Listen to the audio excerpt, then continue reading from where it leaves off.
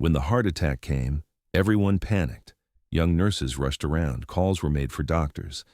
But the elderly volunteer Frank quietly went to the patient's bedside, and what he did shocked everyone. Perfect CPR, medical terminology, as if he'd been doing this for 40 years. Because he had. As a combat medic. Welcome to the real tale. Before we begin this powerful story of hidden expertise, life-saving skills, and unexpected heroism, tell me in the comments, what city are you watching from today? And if you believe stories like this deserve to be heard, hit that subscribe button. Real stories give hope.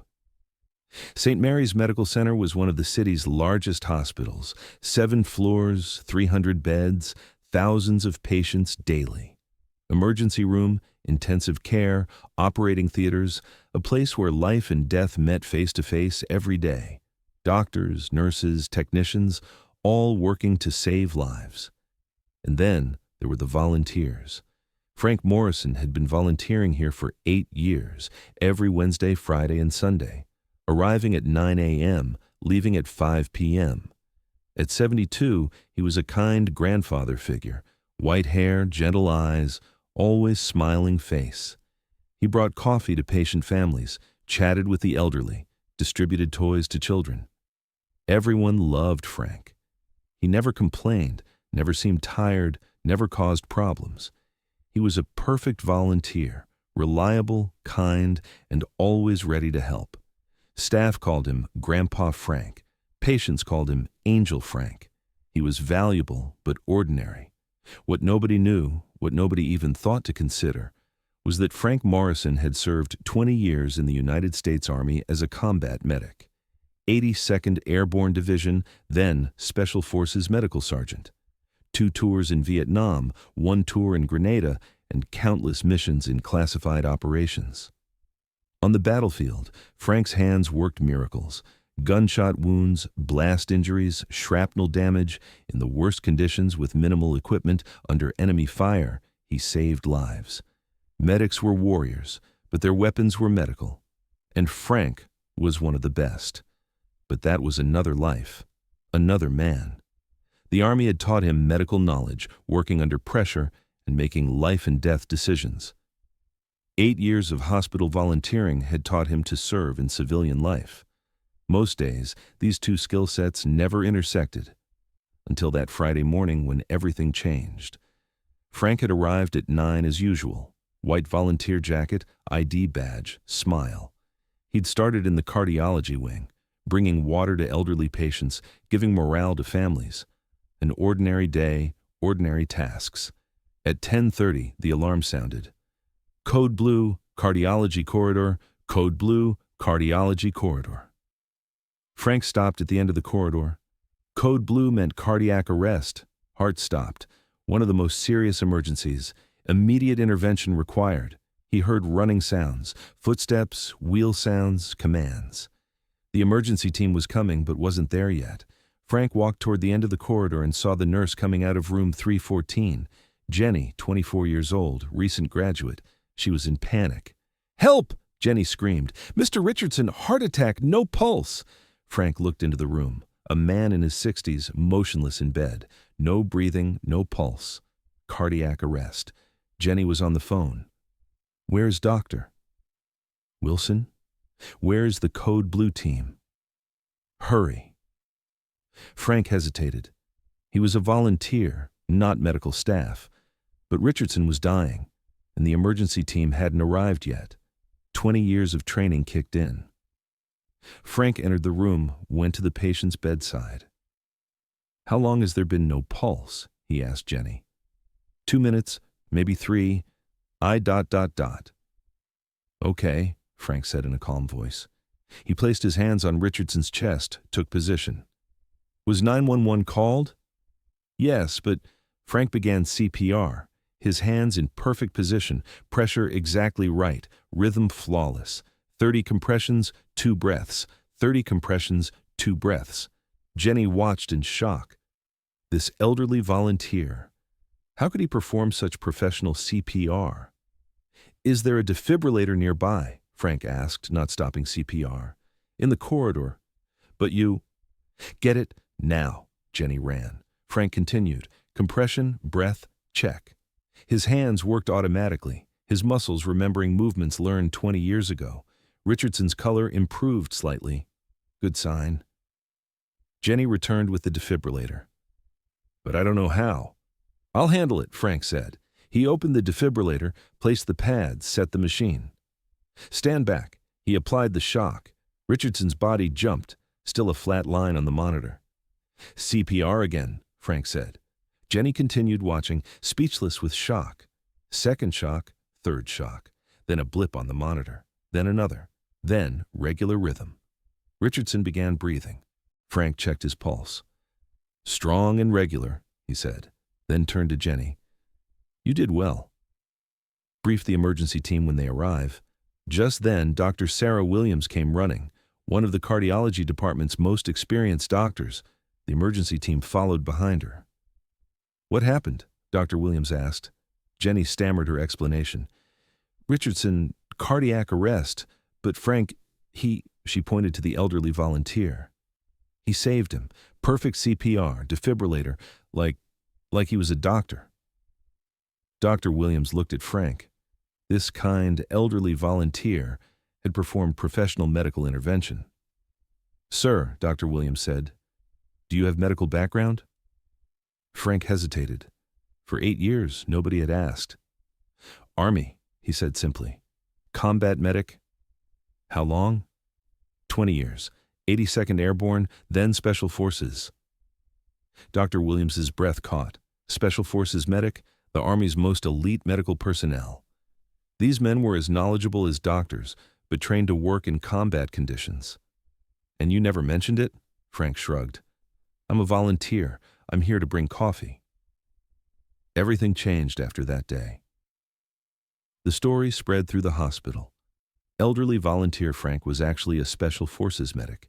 He'd saved lives on battlefields for 20 years, now walking quietly through hospital corridors. Dr. Williams called Frank to her office. Frank, why do you volunteer here? With your experience? Dr. Williams, Frank said, I'm retired. I don't want to treat patients anymore. I just want to help. Differently. But today you saved Richardson. It was an emergency. There was no other choice. Dr. Williams looked at him for a long time. Frank, we need someone with your experience, not as a volunteer, as an instructor. What do you mean? Train our young staff in emergency situations, CPR, trauma management, battlefield medicine. None of us have your experience, Frank thought. I'm not a teacher. Number, you're better, you're a survivor. Frank accepted. A month later, Frank started the first Combat Medicine for Civilians course at St. Mary's. Target audience, young doctors, nurses, paramedics. 20 people attended the first class. Frank came without uniform, in civilian clothes. My name is Frank Morrison, he began. I served 20 years in the Army as a Special Forces medic. I'm not here to teach you. I'm here to show you. Show us what? A young doctor asked. How to stay calm under pressure, how to get maximum results with minimal resources, and most importantly, how to never give up. The course was a huge success. What Frank taught wasn't theoretical, it was practical, real, life-saving. Young staff admired him. Uncle Frank, said Nurse Lisa. What was Vietnam like? Frank stopped. He never told war stories. Hard, he said simply. But my friends were with me. Together you could handle anything. Your hardest moment? Frank thought for a long time. The day I lost my friend. The day I couldn't save Mike. The room fell silent. Losing him taught me that every life is valuable. Every opportunity matters. Saving Richardson was the last gift I could give to Mike. From that moment on, Frank became not just an instructor, but a mentor. Young staff didn't just ask him medical questions, they sought life advice too. Uncle Frank, this job is so stressful. How do you endure it? Child, Frank said, stress comes in 2 ways. The first strengthens you, the second destroys you. Which one you choose is up to you. 6 months later, Frank's story appeared in local media.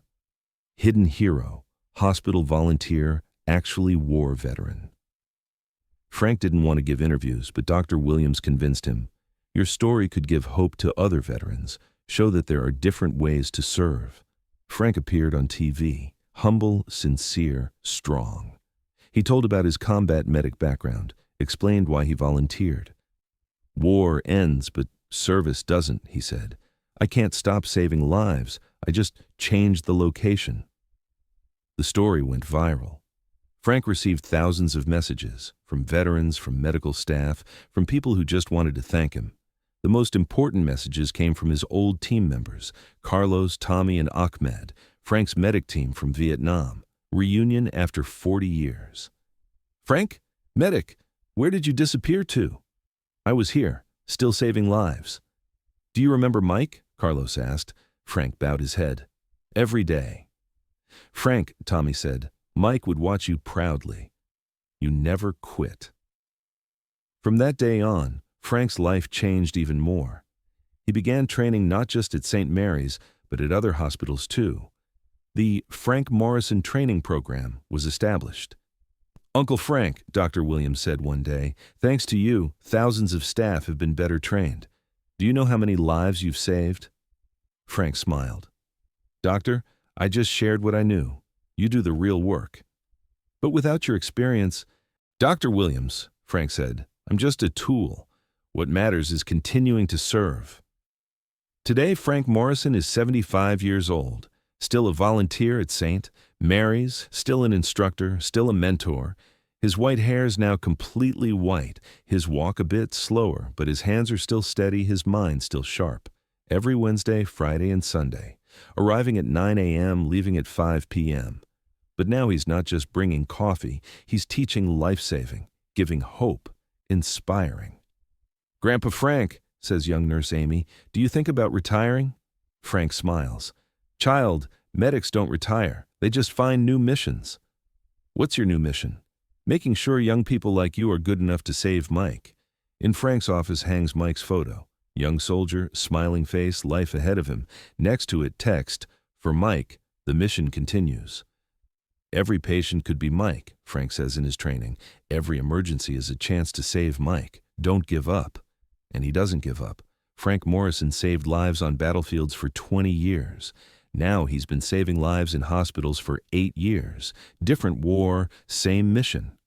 Sometimes heroism comes on battlefields. Sometimes it comes in hospital corridors. Frank Morrison has experienced both, and now he teaches both. So tell me, have you ever wondered about someone elderly and kind you've encountered? That volunteer, that worker, that neighbor? Maybe they have incredible backgrounds like Frank too. If this story moved you, subscribe to The Real Tale. We're here to find hidden heroes, to honor silent service, because real heroes are everywhere. Sometimes they just need someone to see them. See you in the next story. And remember, sometimes the strongest hands save lives with the gentlest touch.